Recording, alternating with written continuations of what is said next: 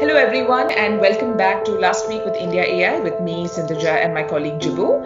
And it's been a very momentous week, of course. India has celebrated yet another milestone as a democracy. And of course, public opinion is slightly divided whether it's our 73rd year of independence or 74th. But either way, it has been one hell of a week for India AI. So, Jibu, thanks again for joining us. I hope everything's well at your end in Kerala. And how are things with you? I'm all good. It was a remarkable week in many ways. We had witnessed World Economic Forum and Telangana state government launching AI for AI. So Hmm. AI for the digit for AI is artificial intelligence for agriculture innovation, Hmm. and it's incredible how Telangana has been bringing up new initiatives. I mean, for them, 2020 has been the year of AI. They dedicated the whole year, and they have been coming up with many initiatives. But the much more interesting thing for me is how awesome they come with this spectacular names, right? AI for Yeah. AI or TAIM, which is Telangana AI mission. So they are, I think they are in many ways a step ahead of many states in this country. But yeah, Mm-hmm. I'm not saying everyone. There are few other states also who are doing an incredible job. But it's exciting to see that. And second thing is we had the launch of AI Step Up module with Atal Innovation Mission and NASSCOM Mm, Future I Skills. read I read about this. There was a Yes, lot of we buzz last week as a result of yes, this. exactly. Yeah. But we will get into that after we address the biggest, after we address the elephant in the room, which is responsible AI. Oh, of course, that's a big elephant in the Yes. room. So like Telangana government has a whole year plan, we have this monthly plans, and Mm. for us, August is responsible AI focused. Now, speaking about responsible AI, what is the first thing come to your mind, Sandhya? What is AI? Responsible AI means? So the way I see it, and thanks to India AI giving me this opportunity to extensively cover AI in the last 3, 4 months, to me AI is this living, breathing organism almost. It can think, it can ideate, it can reason, it can logic, it can essentially function. Obviously it's a very, very high and very advanced computer that is functioning. So in my opinion, I think this whole argument of responsibility and ethics to do with AI isn't very far behind. We are at that point in our lives. We are at that point in terms of the way the technology has advanced. That this argument, this debate it was only a matter of time that it was going to happen. So the way I see it, to answer your question, I think responsible AI is something that any AI system should have, and it's the conversation should have started yesterday. Okay, Yeah. and okay, very good. You just threw up some things. Sorry, you just added some things that's quite scary. Living, breathing organism. God, that's in like Terminator, Kind Transformer, of is, like and it's Matrix, right? yeah, and Yes. it's eternal. It's never going to die. Yeah, So but yeah, I mean, we haven't reached there yet, so I know. But yeah, I mean, there are so many things when we speak about responsible AI, the ethics of AI. So many questions are there, right? What if AI goes out of your control? What if? But I think we are still in the narrow AI phase. We have at least two or three more phases to go. Right, there's a broader AI phase we are slowly shifting to. Then you got the artificial general intelligence, which is the living breathing organism. Sindhuja mentioned, that's when we will have a truly wiki or a truly Joel Oswald of the movie AI or Sunny Mhm. from iRobot happening. A completely independent entity which has the equivalent cognitive capabilities of a human being. Yeah. But then there is the next stage, right? ASI or artificial super intelligence, which is like people like James Barat, the researcher from Oxford. He calls it the last human invention, because after you develop an artificial super intelligence, you don't need to invent anything. Everything else will be done by this Yeah. machine, right? It will start Right. creating other AIs, other ASIs. Then that's where the dystopian uh, dystopian scenarios comes in place. But that doesn't mean we don't have to be responsible right now. So when you speak Mm. responsible AI, the ethics in AI, the major idea is that there are some things which are small but very relevant to address. For example, last week our webinar was focused on facial recognition. How we Mm. address bias in facial recognition, Yeah. and we had two incredible speakers. One was Richa Singh, the professor from IIT Jodhpur, and I was shocked to know that nobody in this country is talking about her work. in AI. Mm-hmm. And then we had a young student of philosophy called Connor Wright, who is a part of the Montreal AI Ethics Institute, Okay. coming with a different perspective. So Mm. now we come to like, what is the fundamental thing? So if you look, responsible AI pretty much can be break down into, in my opinion, into five key elements, right? I mean, Mm. every organization has its own responsible AI platform. Microsoft has one, Google has one, Got it. IBM has one, and these will be in many way different, right? So Yeah, I of think the course. five fundamental thing will be it AI algorithms or programs has to be transparent. They have Mm. to be, they have to be fair. They have to be focused on privacy and security. Then the Yeah, safety aspect is there, and they have to be benevolent. So let's yeah, say these are the five major components of responsible AI. yeah. Now, Sindhuja, I mean, you are an expert in AI itself, but can you like think of a quick example of AI bias and how we address it? Oh, absolutely. In fact, so yeah, off the top of my head, I mean, suddenly when you said example, and so many, ideas came up in my mind.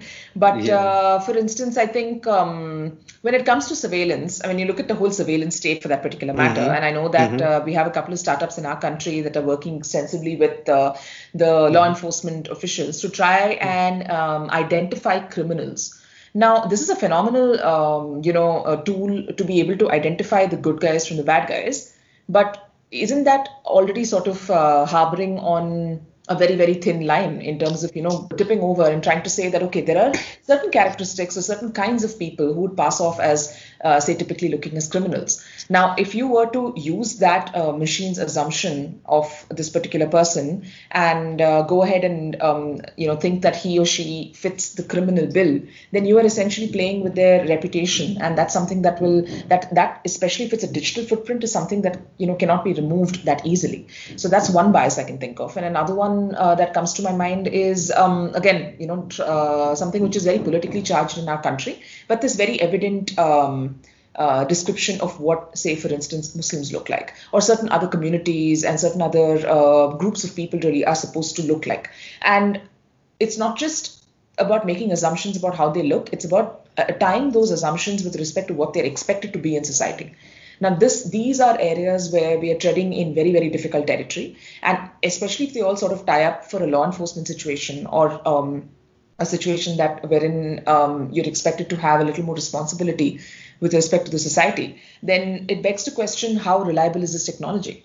It may be fast, it may be even accurate to an extent, but how fair is it? How how just is it? I mean, and when we're dealing with human beings and their identities and their scope of survival in society, these are questions that we have to really, these are the tough questions that we have to ask and see if the machines are capable of this level of cognitive intelligence. It is brilliant that you brought in the facial recognition and law enforcement part of AI.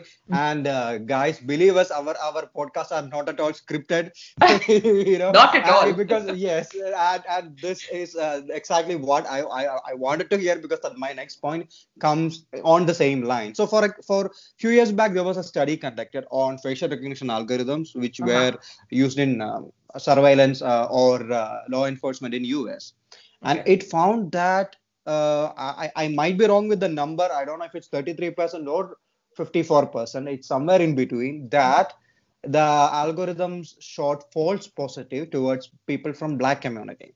Now, Mm. what does that means is false positive means it identifies you as a wrong person, right? For example, let's assume Sindhuja, you were in let's say commercial street Mm. and you decided to rob a bank. Okay. Yeah. Yeah. On Okay, Commercial Street, not probably not. And I'll go elsewhere in Bangalore to rob a bank. But okay, let's okay. go with your example. Okay. Okay. So yeah, I haven't been to Bangalore in a long time. So yeah. Okay. So let's say you are robbing a bank, not the Money Heist style, which I'm hating that show after the third season, but the normal, usual one with a gun threatening, and then you run away with the money. But Right. the facial recognition, the surveillance camera caught your face. Now they took a snapshot and they're running it through the machine to find out who this is. Now, Right. if it's identify you as, exact your photo from another database and it identifies you, yes, that's like the the positive match. But what it did was it finds another girl who looks pretty much like you, right? Yeah. Yeah. Who has the same height, so same height and same hairstyle, something like that. Facial features, maybe. Facial Yeah. features, yeah, as well as physical features, and then identify maybe wearing the same dress also, but and just identified you as Sindhuja, right? Yeah. Now the thing is, none of the people in the bank or none of the police knows that the person who robbed was Sindhuja Balaji, right? Yeah. They only have this photo, right? This video or this image, and the machine able to find out who that person was, even though that is not correct. Now this Correct. person will has to go through the torture, will has to go through interrogation and everything. So this is what a false positive situation is, and Yeah. this is very prevalent in US, especially with the black community. And Yeah. from time and time, we have seen how biased the judicial system in US towards black community, and this is going to like make things worse, right? Now, Absolutely. no, you don't have to talk about black community. Now let's come to India. Very simple case. So one of the challenges we face in India's let's say facial recognition community, researchers, is most of our data sets are based on this Caucasian, Caucasian people, right? So the Hmm. images and everything are there. So how do we make our AI trained to identify Indians? So that's one Hmm. of the work Richa and her team did. So Okay. they got the Indian data sets, they poured in a lot of, you should be attending our webinars regularly so I that I really don't have should to next say time. these things. So we collected this image of Indian male and female, they collected it, then they trained the AI model. Hmm. But there was this problem. One day it was identifying Richa as a male.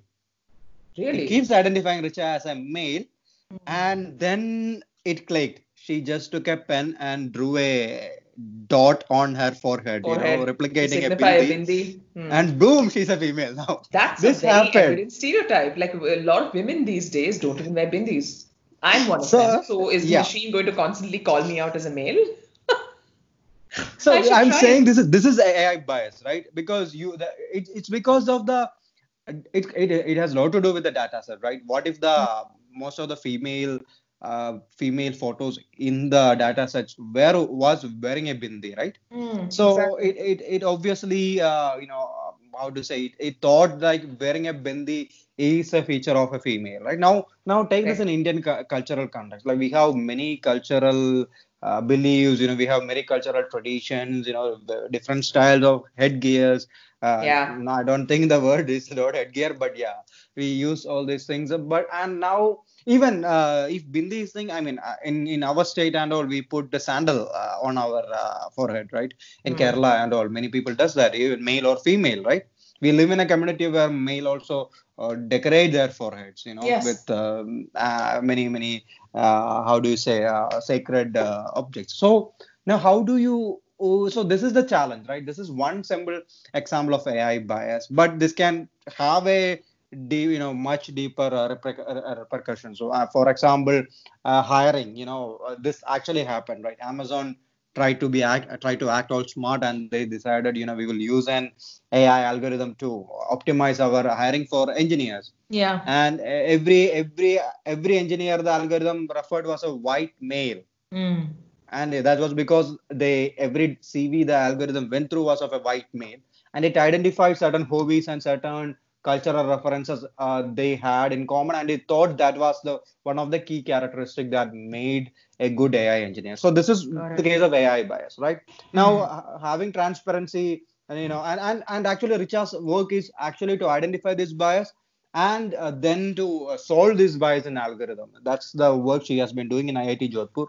Hmm. So these are the few things. So we need responsible AI to avoid this bias. We need to make sure how a machine learning algorithm comes up with an inference based on a data set. Yeah. It has to be fair. Then privacy and security. Of course, you are playing with data here, right? You have to Yeah. be. Then the safety.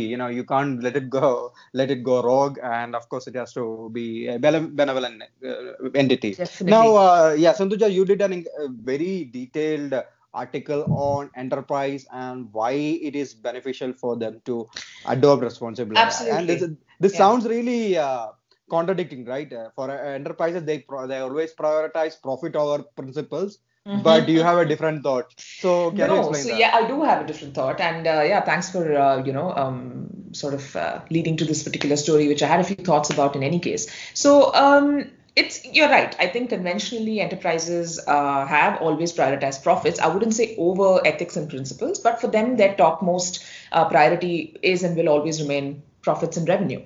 And that shouldn't be different for any business, if you ask me. And frankly speaking, because we're not in the, if you have to sort of keep those cycles going, you want to employ more people, you want to do more meaningful work, then obviously it ties into being profitable over a period of time. However, what's interesting to note is that slowly but steadily, there are some changes in the way entrepreneurs and even bigger businesses are looking at how to go about getting this profitability. Now, obviously, if we just hear about some of the big bad shark-like stories of businessmen who have just basically gone to any lengths to ensure that they stay at the top of their game.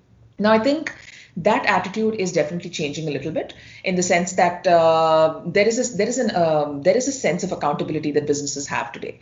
Now, you are essentially working with a large subset of people. Now, be it an e-commerce company, be it a retail company, or be it even a technology services company, you are talking about rolling out these services to a large set of customers, and those customers include you and me. Now, if customer satisfaction is not at the highest, then what are you even doing? And let's not forget, we live in an age of social media where it's very easy to criticize brands. It's very easy to criticize leadership strategies because a lot of it is very easily available, and even employees have access to social media today. So how are you going to be able to stop that level of information, right? So I think over a period of time, there has been a change in the way businesses approach profitability, and they have understood that being responsible in every way possible is actually good business. Now, coming to AI specifically, I actually spoke with a couple of people, who are in the space actively, who are not only on the business side of things, but also on the product side of things. And they are able to see these two areas really come together more and more seamlessly with every passing day. What's happening is they have understood that their customers are the most important. That has always been the case. Customers king and will continue to be. But if you are able to validate the customer's experience based on personalized data and not do that in a way that sort of debunks his faith in technology or takes away from his user experience completely, that is called giving a very comprehensive experience of what technology should really do for you in this day and age.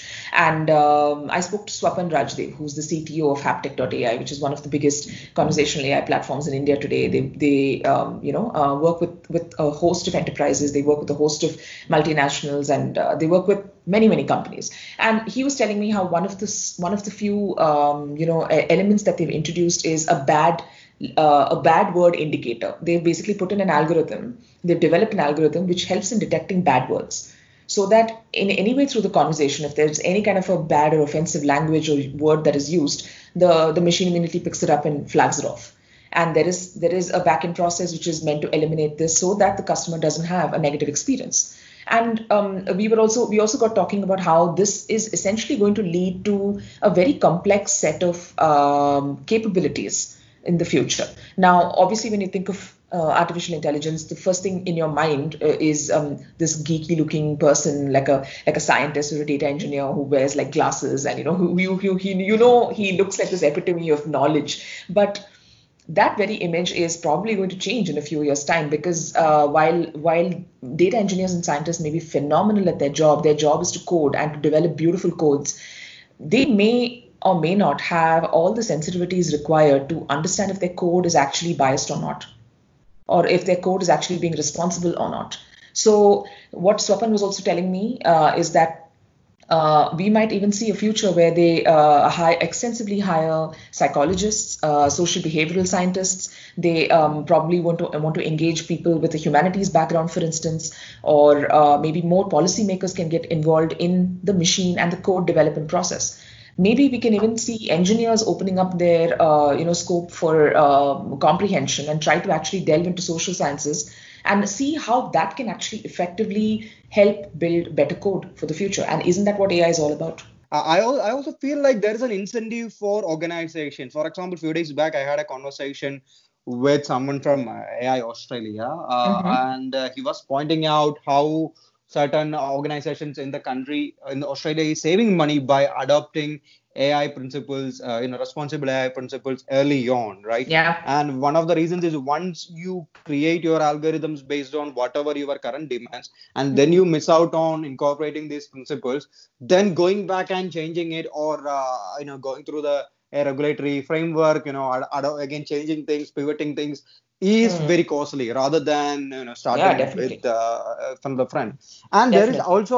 also another thing which I wasn't. I mean, is despite being someone who despite being someone who has been following AI scene for almost a decade now, right? My first Hmm. experience with AI came when I was a student doing my master's studies in international relations, and I came across lethal automated weapons, and that's where my Hmm. literally my AI journey started, right? But Yeah. even in that 10 11 years as an AI ethicist or AI researcher, something I wasn't aware, but Subram Natarajan, the CTO of IBM, pointed out, even if you create an unbiased algorithm, even if you Hmm. created an AI algorithm, you check the biases out of it, but as like every tool, or like every mechanism, right? It is Hmm. also how do you say, it is also susceptible to wear and tear, maybe in a Definitely. different way. Yeah. And Yeah. Yeah. in time more bias will creep in, and so you Hmm. have to have regular auditing. So Exactly.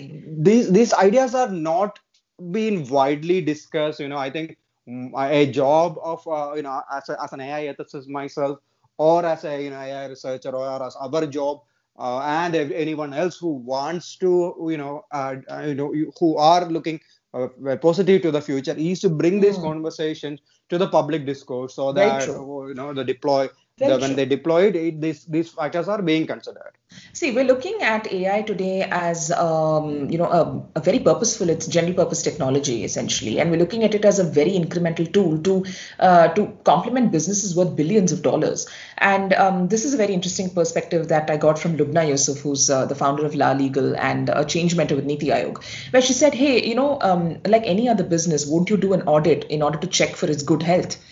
An audit Hmm. done periodically ensures that your business is doing well, it's checking all the right parameters, and essentially it's in good health so that your employees benefit, the business thrives, your stakeholders, your shareholders are happy as a result of it, and they continue making money. And in that, really put things in perspective, as she said, AI also should be audited. And there are parameters to check to see whether it is doing its job to its maximum efficiency and not creating more problems in the future. And that puts in a very interesting spin to treating AI, like I said, like a living, breathing organism. And today when you meet a lot of passionate entrepreneurs, they say my business is my life, and I put in my heart and soul and my years of work into building my business to make it what it is, and they're very passionate about it.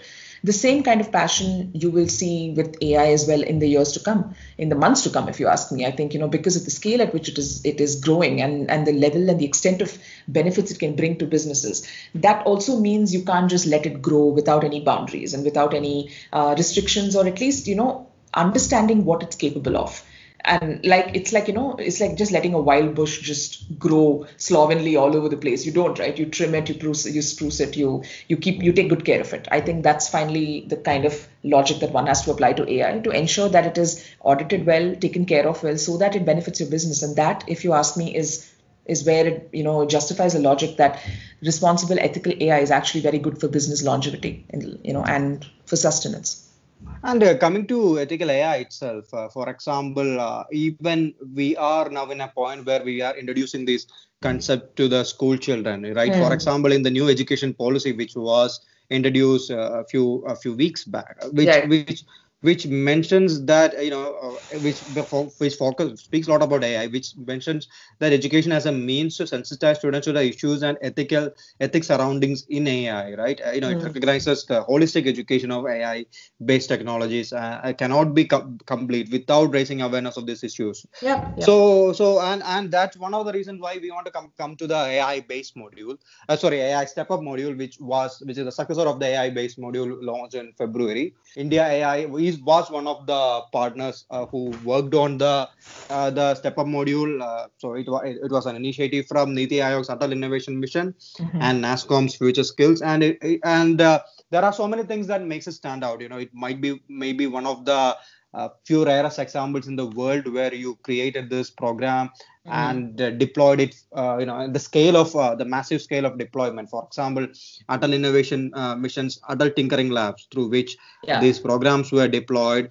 has around 5,100 adult tinkering labs and Right. almost 2 million students.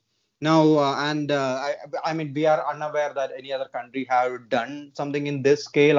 So the Mm. AI-based module was introduced in last February, which was a huge success. And now the AI step-up module, which is the final and second part of the module, was introduced. So Okay. the few key things is AI step-up module is more of a, let's say, an upgrade in many way, right? While AI based module introduce the students to mostly the concepts. The step up module is more interactive in nature and contains numerous activities, experiments, things like that. One of the, how do I say, incredible things that happened when the launch day was some of the students who joined us. And I want to mention the story. Since you are from Bangalore, I want to mention the story of Srishti Sandeep. Mm-hmm. So Srishti Sandeep one day realized that the traffic signals in Bangalore doesn't have accessibility friendly features. So there is a feature which is supposed to beep when there are vehicles around or the light is red, and it so that the I think this other way when the light is green, so that the visually challenged people can pedestrians can use the road, right, cross the road and things like that. But Mm-hmm. apparently, most of the road signals and signals in Bangalore doesn't have that. Now, if the Bangalore doesn't have that, that means India doesn't have that. Right. So, Srishti was very much touched by this crisis blind people were facing, and she developed Mm-hmm. an AI program which works on the smartphone, which recognizes if there's a car nearby or if it's safe to use the road, right? Now, when I said the story of Srishti and or the weekend, some of the students, some of my friends, they were like, it's Bangalore is the IT hub, right? There are so many brilliant minds there. You can find, people like Srishti across in the startups, right? I mean, I'm sure you might have come across so many brilliant minds during Oh your yeah. journalistic career, as well as Absolutely. your time with the COE IoT, as well as COE DSAI, all these Yeah. places. But the surprising fact is Srishti is a 6-year-old, sixth standard student in the Air She's Force 11 years old. school. That's Yes, she is incredible. 11 years old. And it doesn't stop on Srishti, right? There is Ribunjay who created automatic drip sanitizer. So it's like Mm. contactless drip sanitizer. You don't have to touch the sanitizer bottle, which I hate to do. When I go to ATM, you see this disgusting looking sanitizer bottle, and you are like, oh God, I will now on I will carry my own sanitizers. Then Uh, there is Pratik Gupta who created Pathfinder, and importantly Mitali Kataria, who's a 10th grade student who created this awareness campaign, staying mm. home campaign with the AI. Uh, so these students all did this with the AI based module, right? Their learning was based out of the first edition of AI based module, Mm. and the base module was so good that one of the projects created by this young brilliant mind, another Bangalore kid. I think Mm. Bangalore is full of smart people. Yep. Another Bangalore kid, I won't even Archit. debate that. Okay, so yeah, even the kids in Bangalore are like smarter than me. So by this kid called Archit Narayan, he's a seventh grader. Mm. So he created this product called Bell the Cat. It's a managing, it manages urban mobility and COVID spread using data science. Mm. And the funny thing is, this he created this project, and this project is now included in the step up module, right? As Mm. a project for the children. So the base module was such a huge success, and the step up module was a huge collaborative effort, right? I mean, the organizations involved includes so many rivals. It included NASCOM, of course. You got Amazon, you got Microsoft, you got Tech Mahindra, you got Yeah. SAP, you got SAP, sorry, you got Accenture, you got IIT Bombay, Stempedia, Tevatron, GE, Microbit, ARM, Wipro, Bosch, Nvidia, and of course we, the India AI. Now you have so many direct competitors working together on a bigger course, right? So yeah, the AI step up module is available for public. It's available for everyone. It's not limited to ATL students. And it's I personally feel it's not something that is limited to 6th to 12th graders, because I have some of the people I mentor. I ask them to read it, and they are grown up adults, and they had, it was very useful for them. No, I think the future of building AI capabilities obviously is to start young and start early, and that's only going to happen if we're able to upskill. And I think right now with the way COVID has pretty much parked us all at home right now, and really given so many of us avenues to really think and diversify our skill sets. This is something I think a lot of people should really try to become more familiar with. You can't afford to say. It's like, how the IT boom was in the 90s. You can't possibly meet anybody who has no idea what IT is like. And I think we're at that second sort of a precipice right now where you really can't meet anyone and say, hey, I have no idea what AI is all about. I mean, it's becoming a very critical aspect in business today. And I think it would do everyone very, very well to try to figure out how to upskill themselves and how to understand AI better in their own ways possible, be it through policy, be it through self-help courses, be it through actually doing DIY coding if you have an affinity for coding and and with computer languages, whatever be the case. I think what is proven is that you don't just have to be an engineer to be good at AI. You can be a content person and still be very interested and actually do something meaningful in the field of AI. Yes. Right? We are doing meaningful contributions.